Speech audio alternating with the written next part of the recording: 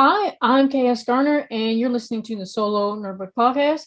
Today, I'll be speaking with the publisher of lesser-known comics, Mark Bernal, here to promote the third issue of the graphic novel series, Digital Lizard of Doom, Dana Deathly, launching soon on Kickstarter. Welcome, Mark. Thank you so much for having me. I really appreciate it. Well, thank you for joining me and reaching out to me on Instagram, which anyone listening, they're open. You can reach out to me if you want to interview. But outside of my introduction, who is Mark Bernal and what are you about? So I started Lesser Known Comics about a year ago, a little bit more than a year ago, and it started with just me working on my own book. Worked on Started working with three artists and fell in love with all three of them. So I said, okay, well maybe we can expand this story to three different story arcs. And when we started posting on social media, those artists kind of served as a lightning rod to other illustrators, creators who reached out and said, hey, can I publish my book with you? And we've just been so fortunate that the initial folks that reached out, they just had so much talent. So all of a sudden, middle of quarantine, my wife was like, do you start a comic book company? It's like, it's not the worst thing I could have got into during lockdown. And then, most recently, one of our newest additions. So in addition to, we try to be like an incubator for new creators, but then we've also started to become a home for more established creators that we're just looking for a smaller company to work with that, we can negotiate terms on a more like human to human basis. What do you want out of your comic book? What kind of relationship do you want to have with your publisher? So that part of it's new, but been fortunate, with the Digital Lizards of Doom series. It's great to have new blood with the team and more established creators to help work with the newer folks and kind of learn about this industry together. Try and find a good home as part of the indie comics community. So, what do you look for in a comic, in a graphic novel, or even the artists themselves before you bring them on to work with them and possibly publish their comic or their work, I should say? It is. So, obviously we like to look, for talent. But, we're kind of in a golden age right now of indie comics. The amount of talent, the writing and the art out there is just, it's tremendous, right? That you don't have to go far to find a bunch of stuff out there. But we kind of operate a little bit like a hippie commune. We're like half publishing company, half support group. We talk about our feelings a lot in team meetings, so really looking for team players, people who, one of the things we talk about a lot is like, may sound weird, but I don't really care how much, your book's doing individually. Like, unless you're doing something to help the people to the right and left of you, that's how we're going to go further as a company and as a team, Mm-hmm. So really finding those folks who really understand that to make indie comics, you got to be support indie comics. That's not just within our own publishing group, but other folks who are making them, that aren't publishing with us. They got to be about the scene. Yeah, exactly. So let's back up a little bit to the subject at hand about what is Digital Lizard of Doom about, I guess, as a whole, and what should readers expect from this third issue, Dana Deathly? So this is a graphic novel series. It's not like anything else that we have. So first and foremost, so got the first books right here, but it's done as kind of like a video game adventure, and it's all done in like in-game chat, type of thing. So so the reader gets to experience it like, oh, you got to choose your own character, type of thing to start your adventure. And then each book in the graphic series novel, follows them as they're navigating this video game universe, and they do it all in like a game chat speak type of thing. Which was a weird format for me initially. Like, so when, Gabe first brought the book to me, I'm like reading it and like, this is weird. This is not like sequential art as I know it, And next thing I know, I'm like at page 17, and I was like, okay, I'm digging it. And then next thing I know, like it was one of those, oh, I guess I didn't do anything I was supposed to do today because I spent all day reading, this graphic novel. And it's funny because he's a kid at heart. When we do conventions, he's got cartoons on in the hotel, like this when we walk in the hotel, falls asleep to cartoons, wakes up to cartoons. And it is our only, I guess, all ages appropriate, title that we have like in our catalogs, so there's, and for good reason, because like kids also pick it up. Like it's one my daughter always grabs. I sent a copy to my buddy Gabe. He's a creator out in San Jose, California. And he was like, I sent him 14 books. His kids went right to that one. So I don't know, maybe because he's a kid that never grew up, he just knows how to speak to children, in that way. But kind of like in that Adventure Time, vein where it's like kids can watch it, but like, like adults also. The adults, we get it as well. Like we understand what you're talking about. Totally. Because when the copies you sent me and I was looking at it, and digitally, honestly, I don't think it translates well because it's the one page at a time. Whereas if you have a physical book, I highly recommend listeners who are interested in this project to get a physical book of it, because how it is, and those who are looking at the video can see how it's like text all on one side and then the image on the side, and it reads better folded, like opened up instead of scrolling in a way. And that's how I was looking at it. And also how you mentioned when people pick it up, that's the one thing that they pick up. Everybody picks up, including kids. And I was like, that's exactly what I was thinking too. I was like, oh, if I went to a Comic-Con and I saw this, I would immediately pick it up. That's definitely something that I'd be interested in. And the whole in chat is where all the discussion happens as far as like the dialogue and stuff. And then when I was looking at the images, it looks like storyboard images of what a game is going to look like when it goes to actually PC or console when it was supposed to be. That's what it looked like to me. So yeah, it whatever you all did to make it work, to translate it, it definitely translates onto the page. But I definitely think it does better physically than it would digitally. That's just my opinion. Yeah, and I'm kind of a little bit of a purist with comics in that regard. I think digital comics are great. We actually tend to try and give as much digital stuff away for free. But everything we do at Lesser Known Comics is really try and gear, because comics, it's the only medium that, like, when you hold it in your hand, left page, right page, that has that kind of, because if you're holding a novel, right, you can't get, it's not like you're going to get the same thing where anytime, like if it's a spooky comic, right? Anytime you're going to open a spooky door, there's, it's like, that's got to happen on, the bottom of that right-hand page, right? And the monster's got to jump out on the top of that left-hand page so that you can experience that. We try and do things where if someone's going to open a map, like that, we have that map like laid out on the page, like in a full spread, the same way that you can hold it in your hand. Because, it's just, it's the only medium that's special that way, that lets you kind of have that same type of experience. So, and I think what you brought up about, what it looks like digitally versus in physical form, it should be a special experience when you're holding it. Yeah, I totally agree with that. Can you elaborate on your contribution on Digital Lizard of Doom as a whole? So just a thought from in Gabriel's head, Gabriel Valentine, the creator, everyone, from in his head to assisting him with flushing it out with him and his collaborators to now promoting it on Kickstarter, at least the third issue now. Yeah. So, to give credit where credit's due, he had a tremendous system already set up, in terms of having 2 books done actually before we brought him on to the team.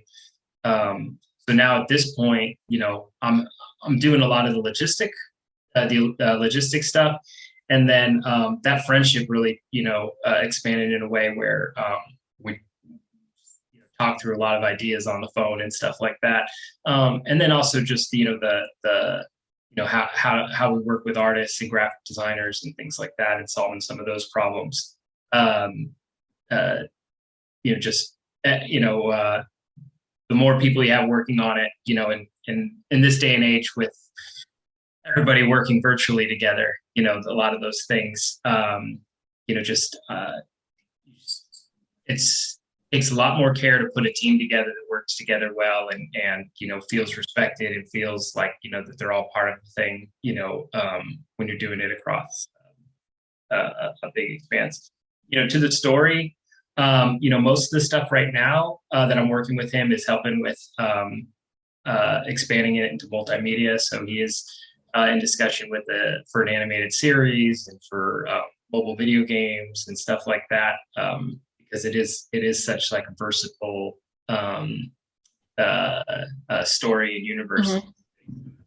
And then it's also got the music thing as well. So one of the things that I probably didn't mention on like the read ahead or anything I sent you, but the books come with a soundtrack that you can listen to like either on Spotify or iTunes or whatever. Yeah, I was wondering. I was like, this could, because I read in the beginning that I forgot his name, but I think his name is Mark Tollery was the Mike one. Towery, yeah. Towery, yeah, was the one that kind of like met Gabriel and heard his music at first, right? He was playing something, and I was like, okay, well, it's kind of written in a way that you can listen, you can not listen, you can read it with music as well.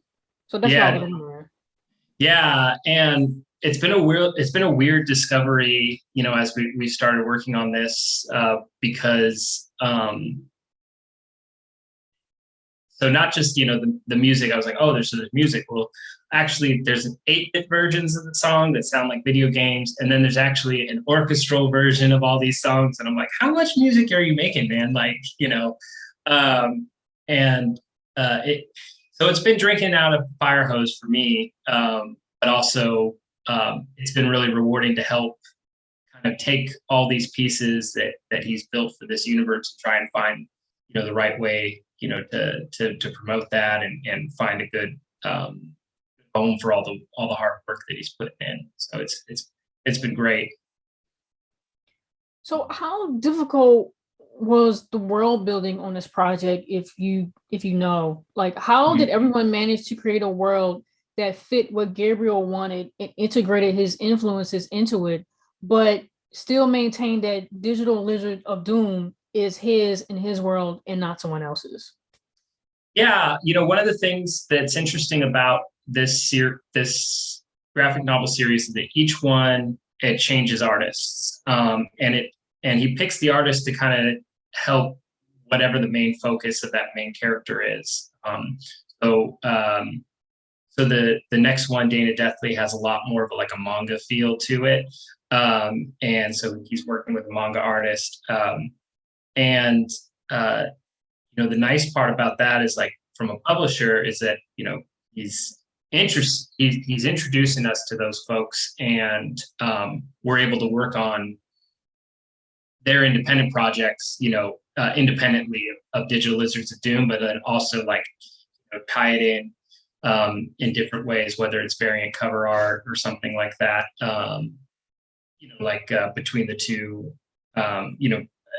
for different book releases.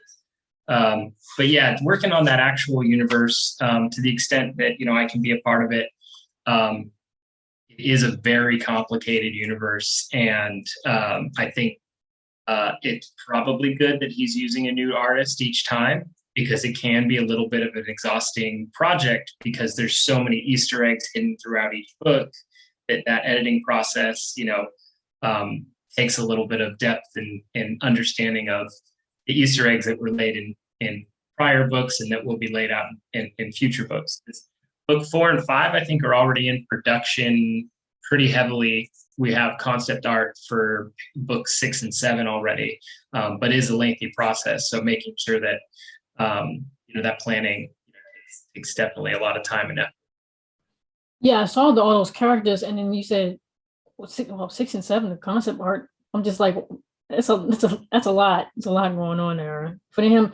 Because for me as a writer, I have maybe 4 or 5 characters, and it's so hard just to maintain them. But he has this whole world, like my stuff is set in the real world already, so I didn't really have to make much up, and I didn't really have to create much lore, stuff that's already set up.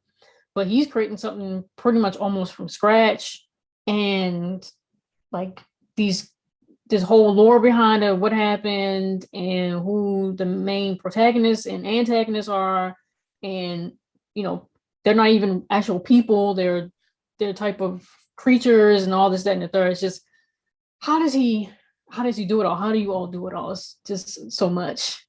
Yeah, I think anytime I actually personally think that sometimes it's more difficult to place things in the real world, right? It needs to happen, needs to be accurate and stuff like that. Both historically and then, like socially and things like that. Oh, that kind of character would say something like that. But when you're developing a cyborg cat pirate like he's got in this book, that's no one's going to be like, hey, cyborg cat pirates don't, act that way, So I think it's a little bit more forgiving, once you've established that universe. So it can be. But I've talked to that with a lot of sci-fi folks. It's almost establishing those initial rules are more difficult than like preserving them once you got them. So I also, write a few of the titles for lesser known comics, and I can attest to that. Almost the witchcraft and the magical stuff that's happening in the titles that I'm reading or writing that's almost the easiest part. Yeah. So how has it been for you to take a back seat as the artist and now as the publisher? Pretty much the one, I wouldn't say the one in charge, but you pretty much oversee almost everything. So how has that transition been for you? I think first and foremost, as a writer, like, when I'm so lucky to be surrounded by, so Gabe Valentine's an amazing writer. Charlie Ragnarok, she does one of our books for us. She's an amazing writer. Kayla Payne, she's an amazing writer. So it's definitely humbling, and then also like inspirational. And then watching some people that I admire so much, come to me and ask questions and things like that, and see them struggling with the same kind of decisions. Hey, I want to do this, like the book's already too long. What do you feel? Is this too much? Is this too over the top? And so it definitely has helped, with, from, I guess, a bonding perspective, and just like such a, I joked earlier, that we're like also like a support group, because we also have the same real life struggles as well, where, people have highs and lows in their life, and sometimes you just don't feel like writing, or sometimes you go to write and it's not coming out, and, so any chance I get to work with another writer and experience, and share that experience is always enriching.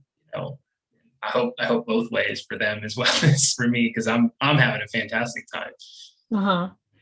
So what advice would you offer to other publishers or someone who wants to get into the publishing game you wish someone would have told you when you first started? A good editor is worth their weight in gold. You got to surround yourself with somebody who's got that almost annoying attention to detail. I mean, that'll and we all have that person in life. It shouldn't take long to find that person. They don't have to be a trained editor. They just need to be that person who's just got and then when you have something good and you have something special, it takes off faster than you might expect. So it's okay to go slow, and it's okay to take your time. It's that saying of, it's not matter how fast you go, it's just keep going. And we also say, slow is smooth, smooth is fast. You do the things, take your time, try and do it right. Because especially for publishing, fixing mistakes is a lot harder, than building in the time to, and then going slower, right? Than delays and stuff like that. And then just get as much into the community as you can. The indie comic scene I mean, just like any place, there's always a couple bad apples and stuff like that. But for the most part, it's so welcoming. It's so, supportive. Sometimes it can feel like, because everyone's got a time crunch and a time deficit they're working against you. So sometimes if you get a short answer, don't take that personally. It's probably because someone's trying to crunch some pages out, and then also deal with social media, and then also deal with setting up their Kickstarter, and also setting up for their next convention. Mm-hmm. We're a big team at this point. We got 14 creators and 7 other folks that are doing various support roles for us. And we're like, it's a heavy lift for us, even with having that big of a support group. So I can certainly empathize with the folks that are trying to do it as a 1, 2, or 3 person team. So definitely, be part of that scene, reach out and commiserate, and also share your successes. Everyone's sitting here, ready to cheer you on. And if you don't have people cheering you on, hit us up. We'll cheer you on. All right. Well, my last question for you, Mark, is what is your idea of success? I ask that because as creators, if we're not getting regular paychecks from a full-time job or making consistent revenue from our art, we're considered failures, or we'll consider ourselves failures. Many of us will put our dreams and projects on the back burner or give them up altogether because this career path can be highly intimidating and competitive. So what is your idea of quote unquote success? Yeah, I think that's kind of hard to answer for the entire team. I think for us, for me, what I try and put forward the most is, like preservation of the craft, making comic books and doing something that we can be proud of and in a way that we're proud of. I do have a lot of confidence that, 2 years, 3 years, 5 years from now, that we'll make more money and make this more of a full-time job and whatnot. Because right now we're kind of in various degrees, doing this as part-time. So I do have every confidence that we'll be successful, but we talk a lot about it, like, how do we want to be when we get there? What do we want the relationships with each other to feel like? Because you can certainly get ahead, you can certainly make, some money, if you're not worried about who you step on to get there, or who you want to shortchange to get there. But, I think it's a matter of being able to look yourself in the mirror and look at your friends in the eyes, and feel like you got there in a way that's, consistent with, your character and that relationship you want to have with them. Mm-hmm. So to me, that's definitely more of a measure of success than any, revenue. That's for sure. I mean, yeah, you can step on some toes or step over people on your way to the top, but you're gonna meet those same people when you come back down. So you gotta be careful. Well, is there anything else that you want to touch on about Digital Lizard of Doom, the series as a whole, or maybe just Dana Deftly that I may have missed, or possibly more about the Kickstarter for potential backers? Yeah. So so once again, this is going to be the 3rd book for Digital Lizards of Doom. So it's a great time to get in, because then you won't be like having to wait, for successive books. So part of the Kickstarter, it's the individual book, but you get the catch up on the entire series.